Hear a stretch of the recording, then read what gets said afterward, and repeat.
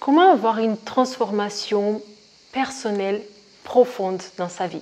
Je suis Rita de la chaîne Aïe Nature, la chaîne où je vous parle d'Ayurveda et de naturopathie. Et en ce moment, on parle de transformation, de choses qui se passent pour nous. J'ai eu le stage en présentiel avec mes élèves des formations longues en début d'été. Et c'est vrai que le stage, c'est le déclencheur pour beaucoup de transformations. Les élèves en formation longue, en fait, c'est beaucoup moins vrai pour les formations courtes, parce que les formations courtes, c'est plus pour les personnes qui sont là pour le contenu.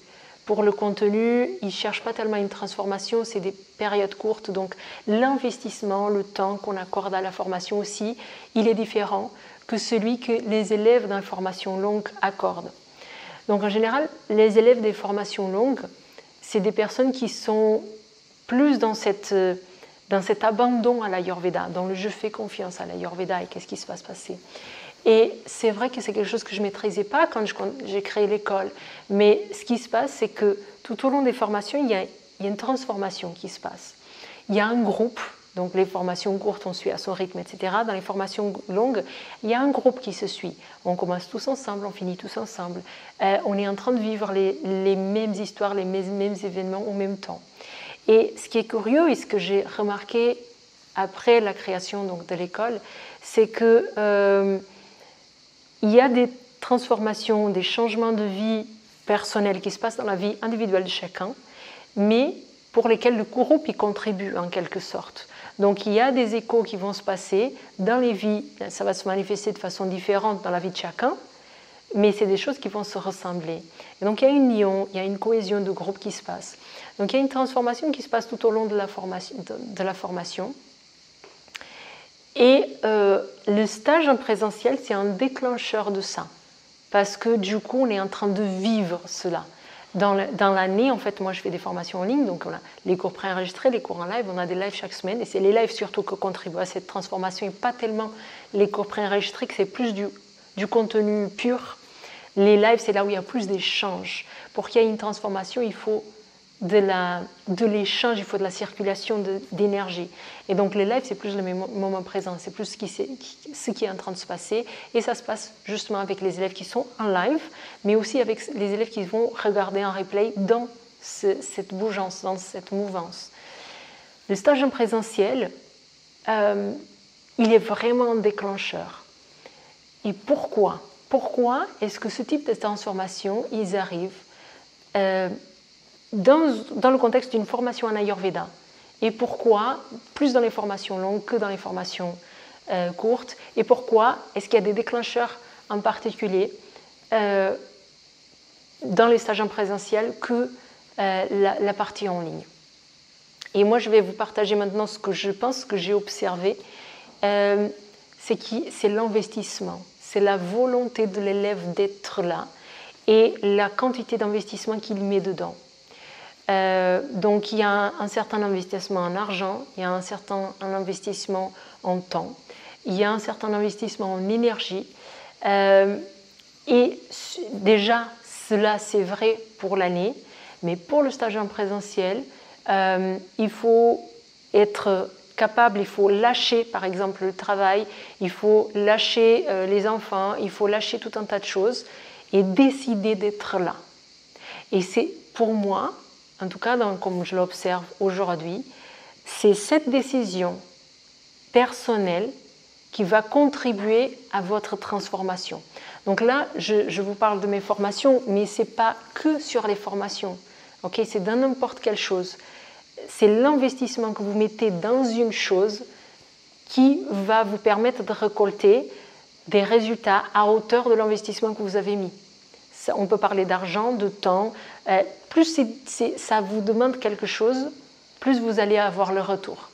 Et imaginons que vous allez payer une formation, je ne sais pas, je dis un chiffre rond pour être facile, 1 000 €. Peut-être que 1 000 € pour vous, ça ne représente pas grand-chose. Du coup, le faire ou pas le faire, il y a des personnes peut-être qui vont dépenser 1 000 € dans une formation qu'ils ne vont jamais suivre. Du coup, le retour qu'ils pourraient avoir n'est pas le bon. Mais pour le même tarif, l'investissement que la personne fait, ça lui demande quelque chose. Donc l'attention qu'elle va avoir pendant cette formation, elle va être tout un autre. C'est pareil pour le temps. Peut-être que j'ai l'argent, mais je ne suis pas capable de donner du temps. Donc si je décide que là, et là je parle du temps parce que pour mes élèves en formation, c'était le cas pour nombre d'entre eux, en fait ils sont débordés, etc., ils n'avaient pas le temps, ils se sont donné le temps pour être en stage. Et je pense que ça, pour beaucoup d'entre eux, c'est ça qui a fait la différence. C'est ça qui a fait qu'il y a eu des choses pendant le stage qui ont permis d'avoir la transformation. Parce que du coup, ça leur demandait quelque chose d'être là. Et parce que ça leur demandait quelque chose d'être là, le temps qu'ils étaient là, ils ont profité. Donc, c'est juste un exemple, la formation. Okay, ça peut être avec n'importe quoi. En voyage, par exemple, aller en Inde, vous avez envie d'aller en Inde, mais c'est difficile. Le moment où vous allez, le moment où vous donnez les moyens, malgré le fait que ça soit difficile, il y a des choses qui vont se passer. Vous voyez, ça peut être dans tout.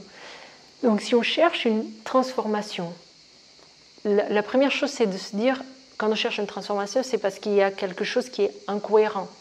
Si on cherche à changer, c'est parce qu'on n'est pas aligné. Et donc on cherche à changer pour être plus aligné.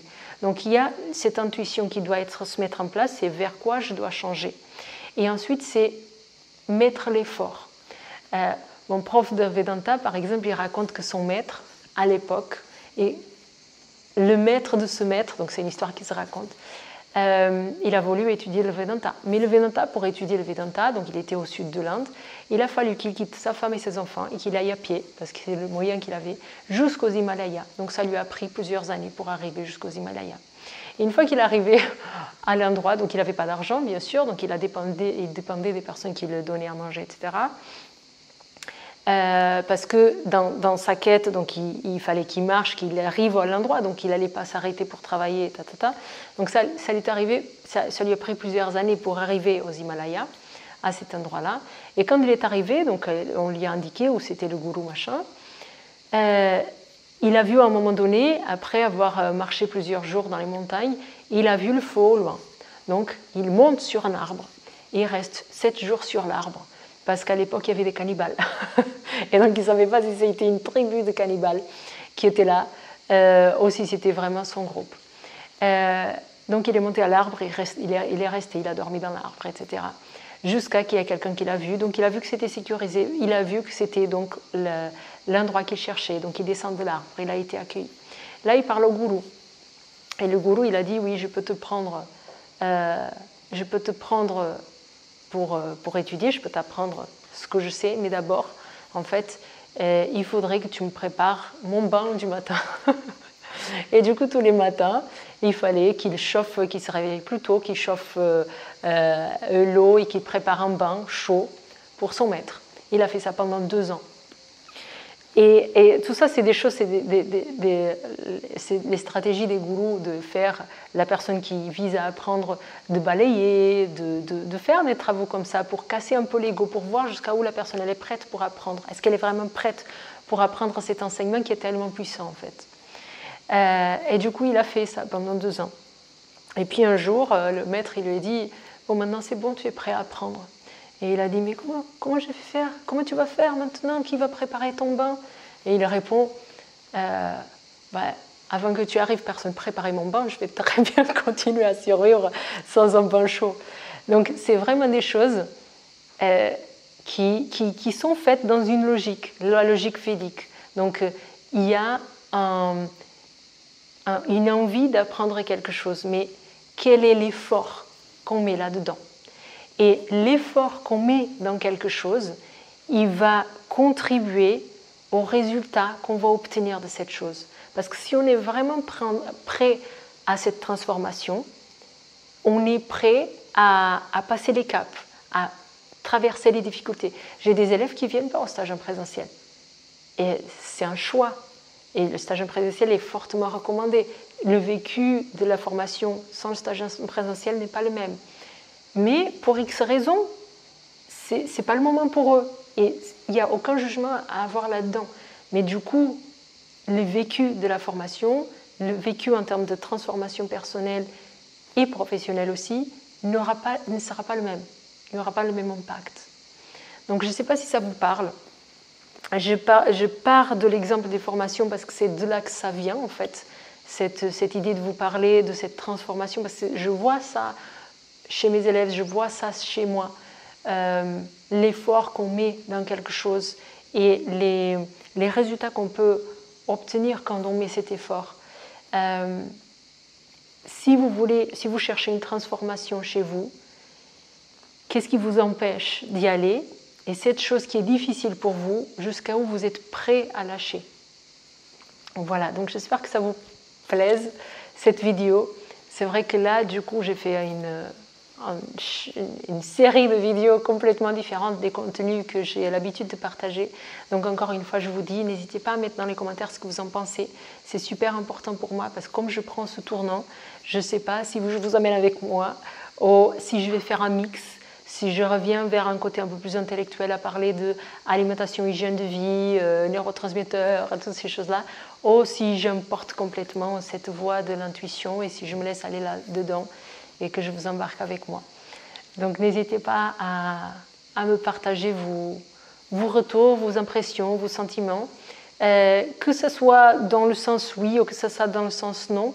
C'est très bienvenu parce que ce sera des critiques constructives et c'est ça qui nous permet à tous d'avancer. Je vous souhaite une très bonne journée et je vous dis à très bientôt.